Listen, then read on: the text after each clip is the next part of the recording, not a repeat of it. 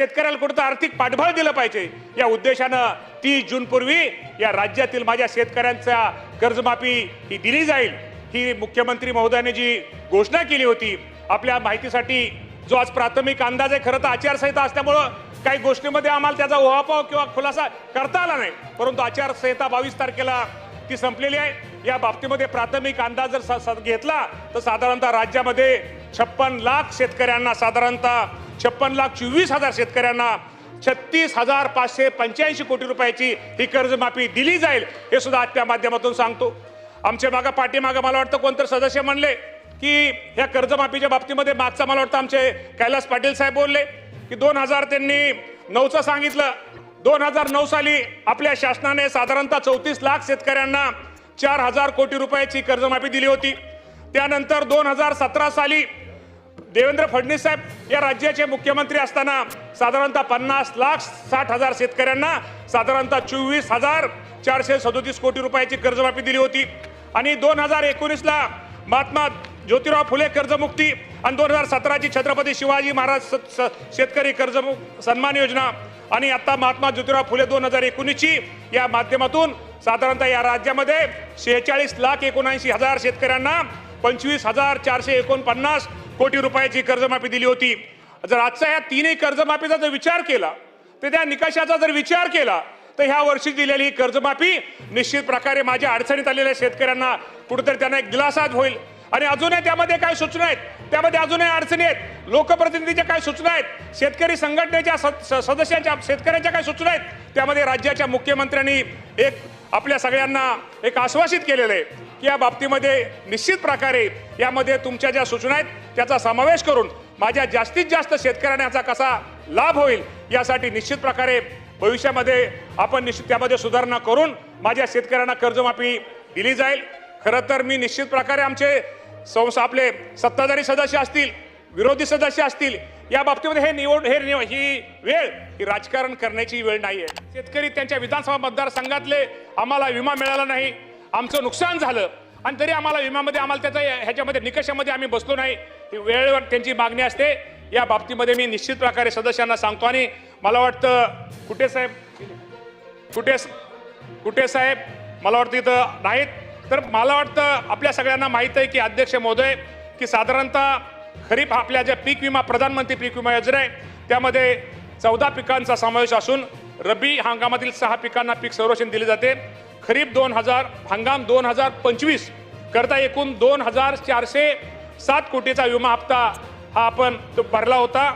आजच्या स्थितीनुसार 17.17 लाख शेतकऱ्यांना, पाटील साहेब 17.7 शेतकऱ्यांना 1,582 कोटी रुपयाची नुकसान भरपाई ही मंजूर करण्यात आलेली आहे आणि त्यापैकी 1,523 कोटी रुपये शेतकऱ्यांना वितरित केलेले आहेत आणि उर्वरित 59 कोटी रुपये रकमेचं वाटप हे प्रगतीपथावर आहे।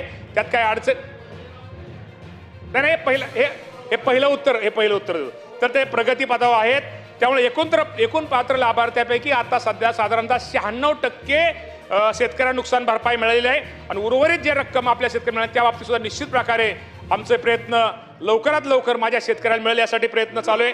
आपल्याला माहिती आहे की बीडप्रमाणे आपण पूर्वी अध्यक्ष महोदय विमा कंपन्यांना प्रीमियम आपण जे देतो आणि नफा जास्त मिळायचा यासाठी बीड पॅटर्न 80-110 मॉडेल आपण सध्या राबवत असल्यामुळं निश्चित प्रकारे विमा कंपन्यांना 20% जास्त नफा कंपन्या आता कमवू शकत नाही।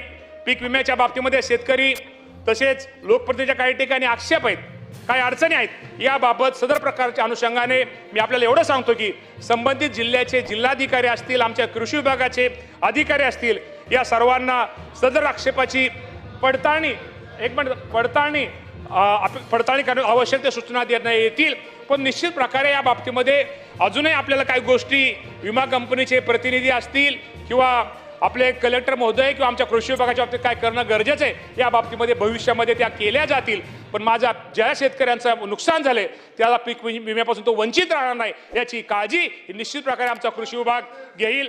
आपल्या सर्वांना माहिती आहे की आपल्याला पुनर्रचित हवामान आधारित रुपये एवढा निश्चित प्रकारे या कर्जमाफीमध्ये माझ्या शेतकऱ्यांना लाभ देण्याचा प्रयत्न या राज्याचे मुख्यमंत्री, दोन्ही उपमुख्यमंत्री हे यांच्या माध्यमातून होईल। साधारणतः 30 जून पूर्वी आपल्याला माहिती आहे की जे शेतकरी 2 लाखाच्या आत थकबाकीदार आहे, ज्यांना 2 लाख त्यांना ताबडतोब आणि प्रोत्साहनपूर्व आपल्याला माहिती आहे की जे रेग्युलर शेतकरी कर्ज फेडतात त्यांना 50,000 रुपये. आणि तिसरं जे आपल्याला माहिती आहे की पूर्वी 2019च्या कर्जमाफीमध्ये ज्यांचं 2 लाखाच्या वरचं कर्ज आहे त्यांना कर्जमाफीच्या योजनेमध्ये समावेश नव्हता. समजा एखाद्याला 2,10,000 आहे तर 10,000 रक्कम असल्यामुळे त्यांना 2 लाखाचा लाभ त्यांना कर्जमाफीचा मिळाला नाही. पण ह्या वर्षी मुख्यमंत्र्यांनी चांगली घोषणा केली, ज्यांचं कर्ज 2,10,000 आहे आणि त्यांनी जर 10,000 वरचे भरले तर त्यांना 2 लाख रुपयाचा कर्जमाफीचा लाभ मिळतोय. आणि या बाबतीमध्ये निश्चित प्रकारे खूप चांगला निर्णय माझ्या शेतकऱ्यांसाठी या राज्याचे मुख्यमंत्री दोन्ही उपमुख्यमंत्री घेतलेला आहे. अजूनही काय त्यामध्ये बदल किंवा अजूनही काय गोष्टीची आम्ही कमिटी तयार केलेली आहे आणि आम्ही लोकप्रतिनिधींचे ते आम्हाला सांगतात हा बदल केला पाहिजे. या बाबतीमध्ये निश्चित प्रकारे मुख्यमंत्री या बाबतीमध्ये शेतकऱ्यांच्या अशा बाबतीमध्ये सकारात्मक आहेत. आधीची जे शेतकऱ्यांनी कर्जमाफी थांबलेली होती त्या किती शेतकऱ्यांना लाभ मिळणार आहे आणि किती अमाऊंट साधारणतः ती असणार आहे? मी आधीची म्हणजे आत्ताची हे म्हणतो ना आपण तुम्हाला 2019ची जी बाकी होती का काही कारणास्तव मिळाली? 19 साली साधारणतः आपल्याला माहिती आहे की साधारणतः 2019चा जर विचार केला तर साधारणतः एकूण आपल्याला माहिती आहे की कर्जमाफी आणि हे दोन्ही मिळून साधारण 25,749 कोटी आणि साधारणतः 46 लाख हा 2019चा आकडा होता.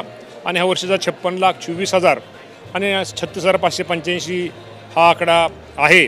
आणि या बाबतीमध्ये निश्चित प्रकारे शेतकऱ्यांना अजूनही त्यामध्ये काय बदल करणं गरजेचं आहे.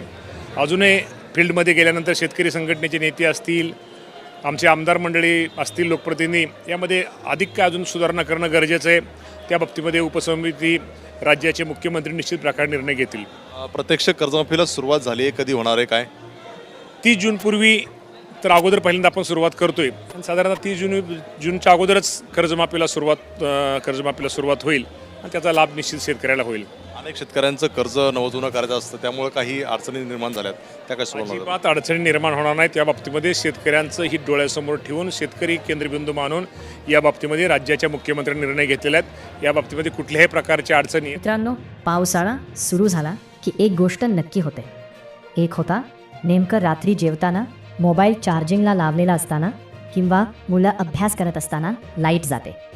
पण आता त्या काळजीला फुल स्टॉप.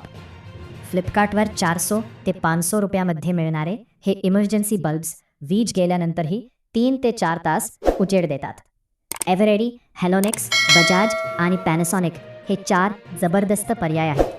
एकदा चार्ज झाले की लाईट गेल्यावर आपोआप सुरू होतात आणि संपूर्ण खोली उजळून टाकतात. पावसाळ्यात वारंवार लाईट जात असेल तर हा छोटासा खर्च तुमची मोठी अडचण दूर करू शकतो. म्हणून डिस्क्रिप्शनमध्ये दिलेल्या लिंकवर क्लिक करून तुमचा आवडता बल्ब आत्ताच बघा.